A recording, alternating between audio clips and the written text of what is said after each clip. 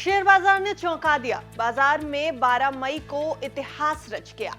4 साल की सबसे बड़ी सिंगल डे रैली ने निवेशकों के चेहरे खिला दिए। सेंसेक्स हो या निफ्टी, दोनों ही इंडेक्स ने जबरदस्त छलांग लगाकर नया भरोसा निवेशकों में जगा दिया है।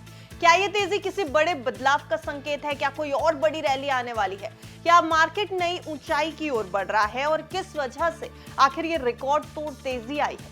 आज की इस रिपोर्ट में करेंगे इस ऐतिहासिक रैली का पूरा एनालिसिस, डेटा के साथ, कारणों के साथ और आगे की रणनीति क्या होनी चाहिए ये भी समझने की कोशिश करेंगे। तो चलिए, शेयर बाजार की सुनामी को समझना बेहद जरूरी है, इसलिए सबसे पहले आंकड़ों पर नजर डालेंगे। नमस्कार, आप देख रहे हैं बिस्तक, मैं हूं आपके साथ अर्णिमा द्विवेदी। भारतीय शेयर बाजार में 12 मई को रिकॉर्ड तेजी देखी गई है। सेंसेक्स दिन में 3000 अंकों की तेजी के साथ 82,495 के हाई तक चला गया।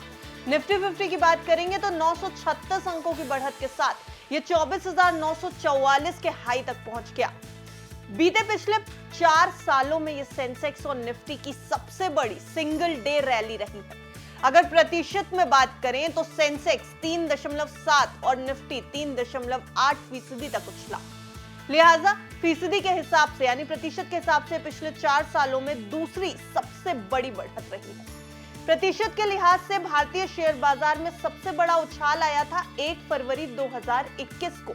उस वक्त बजट के दिनों में बेंचमार्क इंडेक्सेस सेंसेक्स और निफ्टी में 4.7% से ज्यादा की तेजी दर्ज की गई थी। अंकों के मामले में इससे पहले दूसरी और तीसरी बढ़त अगर देखी जाए तो जून 3 और जून 5 2024 को यह दर्ज की गई थी। चलिए एक डेटा पर आपकी नजर लेकर के चलते हैं। बात करेंगे 18 मई 2009 की। ये अब तक की सबसे बड़ी सिंगल डे रैली थी, जब सेंसेक्स ने 17.34% की छलांग लगाई थी। और ये जो रैली आई उसकी मुख्य वजह कांग्रेस पार्टी की आम चुनाव में जीत को माना जा रहा था, जिसके बाद निवेशकों का उत्साह जो था वो बढ़ गया था। अब आइए 20 सितंबर 2019 कॉर्पोरेट टैक्स में कटौती की घोषणा से बाजार में उत्साह पैदा हो गया था। सेंसेक्स 5.32% की तेजी दिखा चुका था। मार्च अप्रैल 2020 में कोविड-19 महामारी के दौरान ग्लोबल इकोनॉमिक प्रोत्साहन और सकारात्मक संकेतों के चलते बाजार में कई बड़ी रैलियां देखी गई थी। वहीं आइए 1 फरवरी 2021 पर केंद्रीय बजट में की गई घोषणाओं ने निवेशकों को प्रोत्साहित किया था, जिससे सेंसेक्स में 5% की तेजी आई थी। 3 जून 2024 सेंसेक्स ने 2,507 अंकों की तेजी के साथ 76,468 पर आकर नया ऑल टाइम हाई बनाया था और क्लोजिंग दी थी। ये तो डेटा हमने आपके सामने सेंसेक्स का रखा है। अब जरा निफ्टी पे नजर डालिए। 18 मई 2009 को ही निफ्टी 50 की अब तक की सबसे बड़ी सिंगल डे रैली रही थी, जब इंडेक्स ने 17.74% की छलांग लगाई थी। यह कांग्रेस पार्टी के आम चुनाव में जीत के बाद निवेशकों के उत्साह का परिणाम था, जैसा कि सेंसेक्स में रहा था। अब 20 सितंबर 2019 को भी सेंसेक्स के साथ साथ निफ्टी में आई थी रैली, और ये थी 5.32% की। मार्च और अप्रैल 2020 में भी कोविड-19 के दौरान सेंसेक्स के साथ साथ निफ्टी में भी कई बड़े पॉजिटिव ट्रिगर्स की वजह से बड़ी रैलियां देखी गई थी।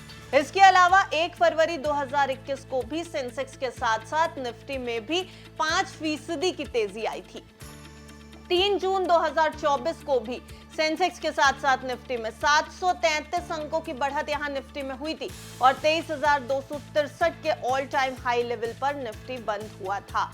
तो ये तो पिछला डेटा हमने आपको बताया। आज की अगर बात करेंगे तो आज लगभग 4 सालों के बाद सबसे बड़ी सिंगल डे रैली दोनों इंडेक्स में। वजह रही भारत और पाकिस्तान के बीच सीमा पर तनाव कम होने से इन्वेस्टर्स के सेंटिमेंट में काफी सुधार हुआ है।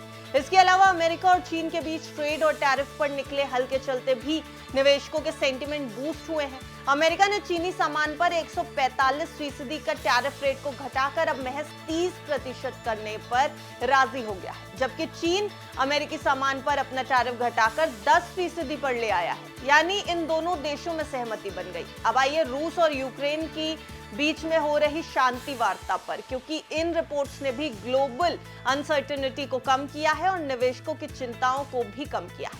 विदेशी संस्थागत निवेशक भी लगातार 16वें सत्र के लिए खरीदार बने रहे। इस अवधि के दौरान उनकी ओर से लगभग $6 अरब को निवेश उनका पार कर गया।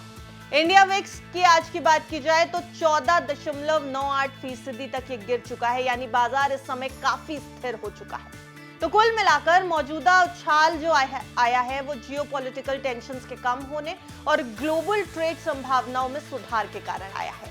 अनसर्टेनिटी और अनस्टेबिलिटी कम होने से बाहरी संकेतों के अनुकूल होने के साथ साथ इक्विटी बाजार में अपनी तेजी बरकरार रखने की संभावना भी है, लेकिन शर्त यह है कि घरेलू मैक्रो इकोनॉमिक फंडामेंटल्स बरकरार रहे तो बाजार भी स्थिर काफी लंबे समय तक रह सकता है।